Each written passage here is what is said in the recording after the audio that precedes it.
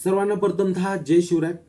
मित्रांनो, सध्या महाराष्ट्रामध्ये सर्वाधिक चर्चेला जाणारा आणि जर ट्रेंडिंगचा जर कोणता विषय असेल तर तो विषय आहे मनोज जरांगे पाटील आणि मराठा आरक्षण. याच जरांगे पाटलांनी राज्य शासनाला सध्या अक्षरशः खांब फोडलेला आहे. मराठा समाजाला सरसकट कुणबी ओबीसीतून आरक्षण मिळावं या न्यायिक आणि रास्त मागणीसाठी जरांगे पाटलांनी मोठं भव्य दिव्य असं आंदोलन सध्या उभं केलेलं आहे. याच आंदोलनाचा एक भाग म्हणून गेल्या 14 तारखेला सराटी आंतरवाली जालना येथे मराठ्यांची जागतिक विक्रम स्थापित करणारी भव्य दिव्य अशी महाविराट सभा जरांगे पाटलांनी घेऊन दाखवली. त्यांच्या एका शब्दावर, त्यांच्या हाकेवरती जवळपास 2.25 कोटी मराठा समाज या सराटी आंतरवालीच्या सभेला आला. ही सभा इतकी भव्य दिव्य होती की बऱ्याच लोकांच्या पोटामध्ये दुखणं साहजिक होतं. ही सभा झाल्याच्या नंतर जरांगे पाटलांनी प्रसार माध्यमांशी बोलताना सांगितलं की बाबा, ही इतक्या मोठ्या प्रमाणामध्ये मराठ्यांची ही शक्ती एकत्रित आलेली आहे. तर हे सगळं बघितल्याच्या नंतर या सभेला, या आंदोलनाला या ठिकाणी बदनाम करण्यासाठी किंवा ही जी आरक्षणाची लढाई आहे हिच्यामध्ये कुठेतरी फूट पाडण्यासाठी राज्य शासन असू द्या किंवा हे प्रस्थापित लोक असू द्या, ते बदनामी करण्यासाठी या ठिकाणी पुढे येतील. कारस्थाने रचतील, कुठंतरी मोकार कुटणे या ठिकाणी यांच्याकडून केले जातील. तर जे पाटील बोलले तेच झालं. आता याच्यामध्ये काय झालं, सध्या राज्याचे जे गृहमंत्री आहेत फडणवीस, त्यांनी सगळ्यात पहिलं त्यांचा नालायक एक माणूस पुढे गेला, गुणरत्न सदावर्ते. गुणरत्न सदावर्तेंनी ही सभा व्हायच्या अगोदर वेगळा दावा केला. या सभेमध्ये जीवितहानी होऊ शकते, कायदा आणि सुव्यवस्थेचा प्रश्न निर्माण होऊ शकतो, त्याच्यामुळे जरांगे पाटलांना अटक करा, अशी मूर्खपणाची मागणी या माणसाने केली. मित्रांनो, आपण सगळ्यांनी बघितलं, एक मुंगी सुद्धा कोणाच्या पायाखाली मिली नाही, अशा एकदम शांततेच्या मार्गाने ही सभा पार पडली. सगळ्या मराठा समाजाबरोबरच इतर समाजाने देखील या सभेसाठी शक्य तितके मदत करण्याचा प्रयत्न केला. कोणी पाणी वाटलं, कोणी चहा नाश्ता केला, कोणी जेवणाचा कार्यक्रम ठेवला, कोणी राहण्याची व्यवस्था केली. मुस्लिम बांधवांनी या भागातल्या पंक्चरची, गाड्या दुरुस्तीची या ठिकाणी सेवा या मराठ्यांची केली. इतकं शांततेच्या मार्गाने झालेलं आंदोलन हे जगाला आदर्श ठरणारं हे आंदोलन झालं. मग हे आंदोलन झाल्याच्या नंतर या राज्य शासनामध्ये सध्या मंत्री असलेले छगन भुजबळ, त्यांनी मूर्खपणाचं आणि बेताल वक्तव्य केलं. त्यांचं असं म्हणणं होतं की बाबा 7 कोटी रुपये ही सभा घेण्यासाठी जमा झालेले आहेत आणि इतक्या कोट्यवधी रुपये नेमके आले कुठून, हा त्यांनी मूर्खपणाचा प्रश्न या ठिकाणी उपस्थित केला. सडेतोड उत्तर दिलं आणि 132 गावांमधून 100, 50, 200, 500 रुपये असे लोकवर्गणी करून आम्ही ही सभा केलेली आहे. आणि महाराष्ट्रामधून इतर भागामध्ये ज्यावेळेस ते दौरे करत होते त्यावेळेस जरांगे पाटलांना भरपूर काही अशी या ठिकाणी फंडिंग मिळू शकत होती किंवा ते घेऊ शकत होते. त्यांना मराठा समाजाने स्वतःहून फंडिंग देण्याची इच्छा व्यक्त केली, परंतु जरांगे पाटलांनी कोणच्याकडून 1 रुपया सुद्धा घेतला नाही. ह्याबद्दल सुद्धा ती मात्र शंका असण्याचं कारण नाही. मग आता हे आंदोलन ओबीसी मराठामध्ये भांडणं लावण्यासाठी छगन भुजबळ पुढे गेलं. हे आंदोलन या ठिकाणी बदनाम करण्यासाठी या ठिकाणी जरांगे पाटलांच्या विरोधामध्ये सदावर्तेला मैदानात फडणवीसांनी उतरवलं. इतकं होऊन झालं नाही तर सध्या आता मराठा समाजातीलच पोट जातींमध्ये भांडणं कशी लावता येईल या पद्धतीचा आता लाजीरवाणा आणि हास्यास्पद खटाटोप या ठिकाणी सत्तेमधले बसलेले हे बदगे लोक करत आहेत. परंतु त्यांना माहिती नाही की हे जे लोक सगळे एकत्रित जे आलेले आहेत ते यांच्यासारखे भिकाऊ नाहीत, यांच्यासारखे नालायक नाहीत. एका रात्रीमध्ये विचारधारा बदलून सत्तेसाठी किंवा पैशासाठी लाचार होणारे हे लोक नाहीत. हे ते कदाचित विसरलेले असावेत. हे लोक गरजवंत लोक आहेत, पीडित आहेत, शोषित आहेत, वंचित आहेत.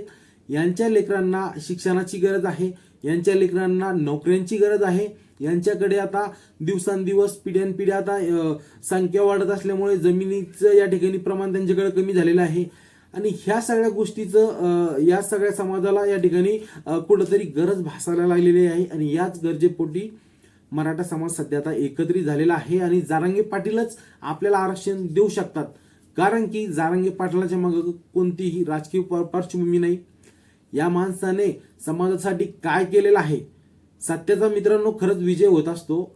जारंगे पाटलांनी प्रामाणिकपणे कसलीही या ठिकाणी स्वार्थ न बघता एक सगळं जीवन समाजासाठी व्यतीत करून टाकलं या माणसाने.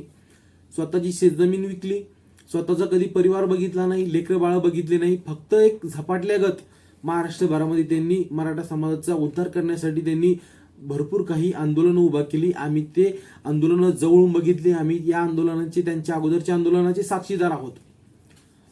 तर आता कुठंतरी हे आंदोलन डायव्हर्ट करण्यासाठी, दाबण्यासाठी, फोडण्यासाठी, बदनाम करण्यासाठी जे कटकारस्थान सुरू आहेत, मराठा समाजाचेच नारायण राणे किंवा मराठा समाजाचे रामदास कदम यांना काहीही गरज नव्हती. परंतु यांच्यावरती जे त्यांचे बाप बसलेले आहेत मुंबई दिल्लीमध्ये, त्यांना कुठंतरी खुश करण्यासाठी, कुठंतरी त्यांचं मंत्रीपद बचून ठेवण्यासाठी, कुठंतरी लाचारी लुच्चेगिरी करण्यासाठी हे लोक मराठा समाजाच्या या आंदोलनाला फोडण्यासाठी या ठिकाणी प्रयत्न करत आहेत. तुमच्या स्तरावर तुम्ही राजे आहात.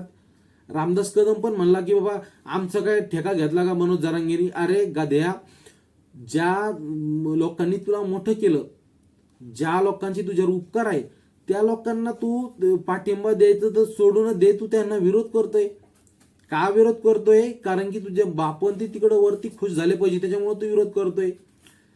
या तुझ्या वरच्या लोकांना काय वाटतंय की याच्या समाजामधल्या जर का नेत्याला आपण जर का बोलायला सांगितलं तर यांच्या समाजातील नेते बोलतील, यांच्या पाठीमागचे जे कार्यकर्ते ते देखील बोलतील. मग हे आंदोलन कुठंतरी फुटल, कुठंतरी याच्यामध्ये या ठिकाणी कुठंतरी यांचं खच्चीकरण होईल. ह्या सगळ्या गोष्टीचा खटाटोप सुरू आहे.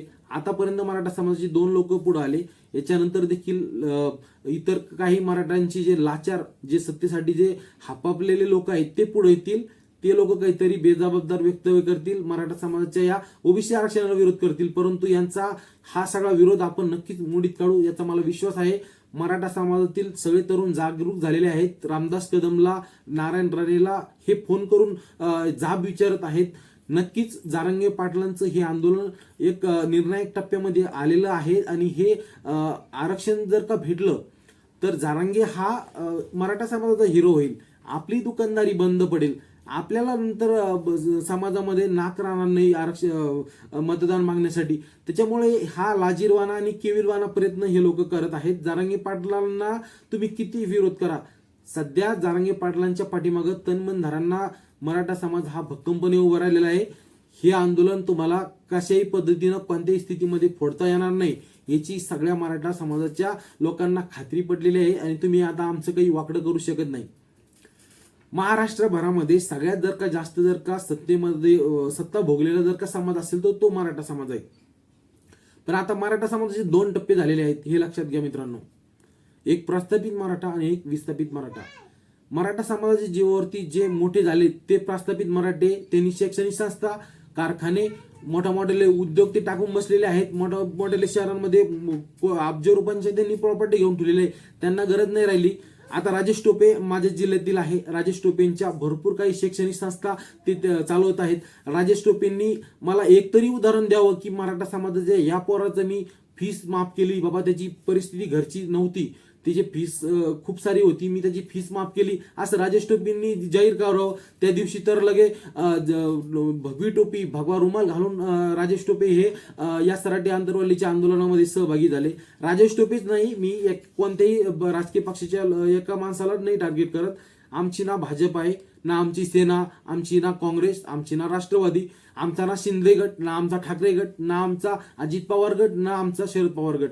आमचं कोणी नाही. आमचा फक्त एकच पक्ष, एकच नेता आहे, तो म्हणजे मनोज जारंगे पाटील. आणि जारंगे पाटलाच्या मागं मराठा समाज भक्कमपणे उभा राहिलेला आहे. तुम्हाला चेतावणी आहे साल्यांनो, जर का तुम्ही विरोध केला, आतापर्यंत तुमचे लोक पुतळे जाळत आहे. सध्या आतापर्यंत तुम्हाला फक्त गावामध्ये गावबंदी केलेली आहे. परंतु जर का तुम्ही असाच जर का विरोध करत राहिला तर नक्कीच मराठा समाज तुमच्या घरात घुसून तुम्हाला मारण्याशिवाय राहणार नाही. याची देखील आता तुम्हाला हे देखील तुम्ही बघा. तुम्ही तुमचं आता स्वतःचं कसं रक्षण करता येईल हे तुम्ही बघा. कायदा आम्हाला हातात घ्यायला लावू नका.